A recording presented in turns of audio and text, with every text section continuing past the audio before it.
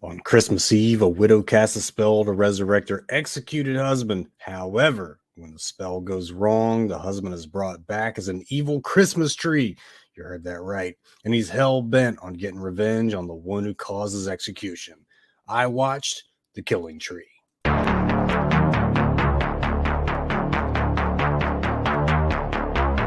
will say that I have shed innocent blood. What's blood for, if not for shedding? I'm my number one fan.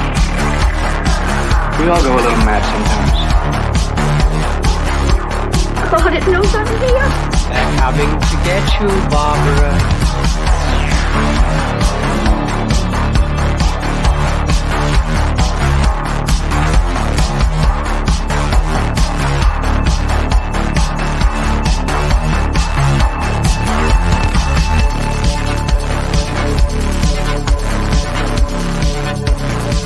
You're listening to the Slasher Sports Show with Billy Graves.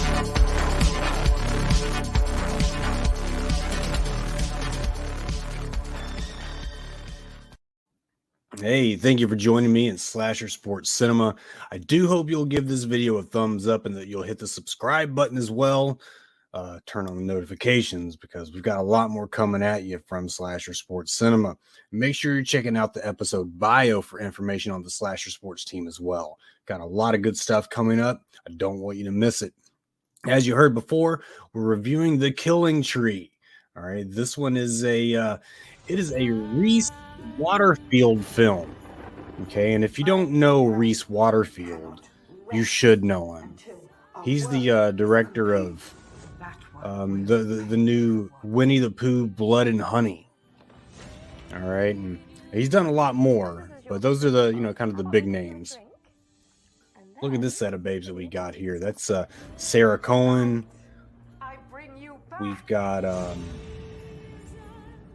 Sarah Alexandra Marks, Kelly Ryan Sanson. Just a whole bevy of bodacious British babes, man. And then we've got this giant absurd Christmas tree. What is better than this? When you think about Christmas horror, you think about absurdities like this. Killer Santa Clauses. I don't know that we've ever had a killer Christmas tree, though. Not as the main character. There may have been like possessed trees. I can't think of like a Christmas tree being the main character, though, or at least the main villain. What's he doing with a knife there? He doesn't need a knife. You saw those arms that he has. Absolutely bananas. I love it. And when I say I love it, you have to really, you've got to really think about grading this thing on a curve, okay? No two films are created equal. If this thing had the budget of, what's that film with the girl from Midsummer?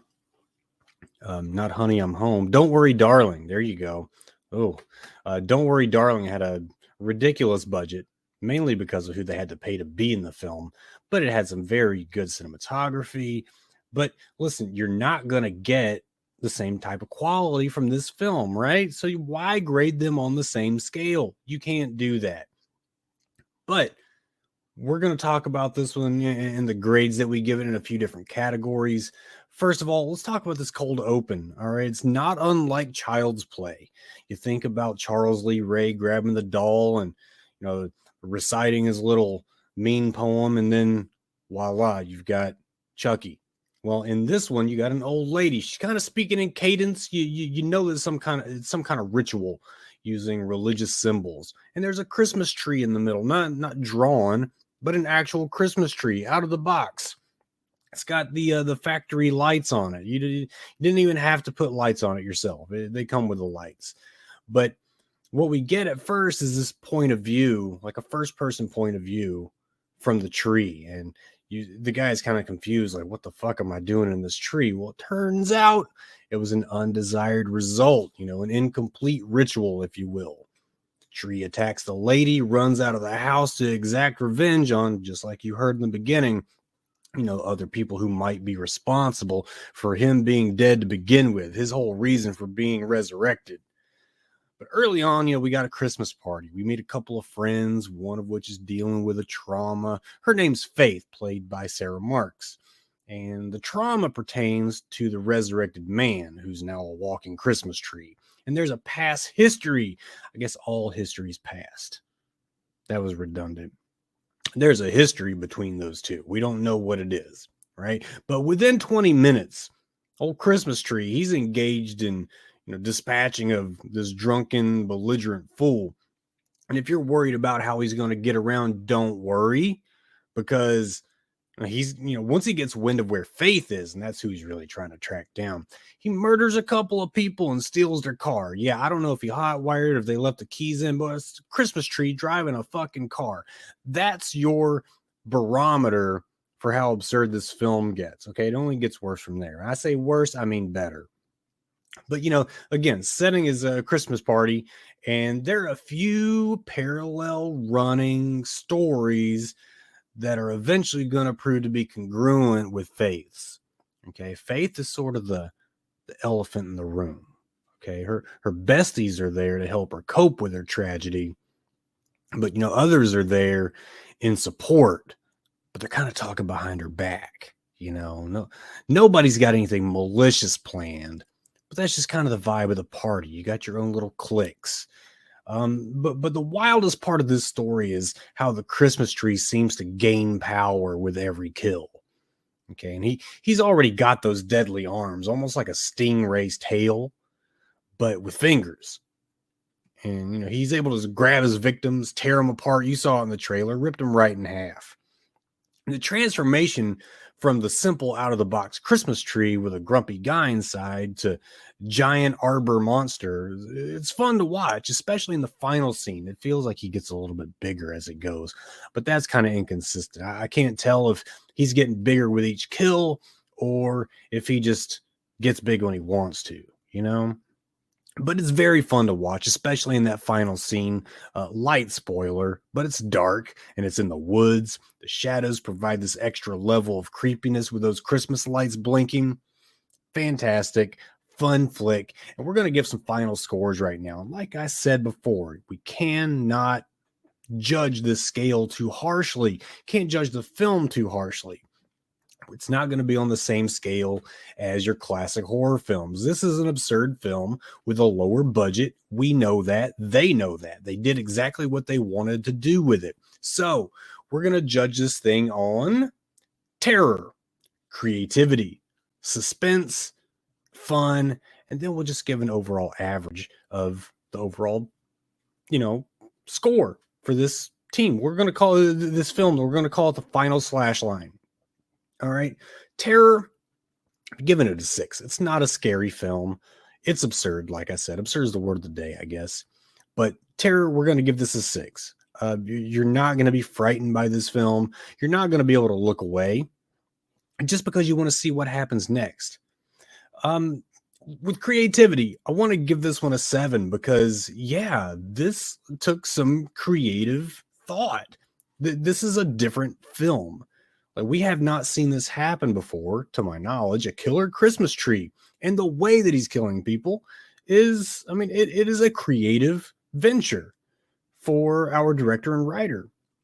So I like it. 7's good. 7's watchable. So yes, creativity score of 7. With suspense, I kind of have to give this one a 6. It's kind of the low point. It's a quick moving film. Okay, it's only about an hour 17, which is fine. It didn't feel like it lingered on. There weren't any scenes that went on too long. That's a fast film, though. But a suspense of 6. The fun factor, though, I feel like this is a very fun film. And this is the highest score I'm going to give it. But the fun factor is at an 8. I really like how silly it gets at times. We don't always want the utmost serious film, right? We don't want that all the time. You have to break up the monotony. If all you're going to watch is horror, you have to break it up. And this is a perfect film to do that. It's fast and it's fun. Fun factor of 8. And that gives us an overall score of 7. 7 is a very watchable film, right? If you think 7 out of 10, 70%, we're giving that a C, a low C. I can live with that because, first of all, you had the eye candy. Lots of beautiful gals in this film. You've got a fucking Christmas tree killing people. What more could you want? And it's the first holiday horror that I've watched, a new one anyway, beginning in 2022. So, hell, the Christmas tree is absolutely worth the watch. Don't let the absurdity dissuade you. It's supposed to be absurd. And I don't mean that in a derogatory way. Okay, sometimes horror is meant to be ridiculous, and that takes away absolutely nothing. Don't be so critical of films like this. Hell, back in the 80s, we thrived on the acceptance that bad horror films are better than bad films of any other genre. And The Killing Tree isn't even a bad film. I know some of you knuckle dicks out there are going to say that it is. It does exactly what it set out to do, and that's give us a silly holiday horror with fun on-screen kills, hot babes, and a premise we're not going to forget. So, as I ride out of sight, may we all drink the blood of our enemies from the skulls of their children.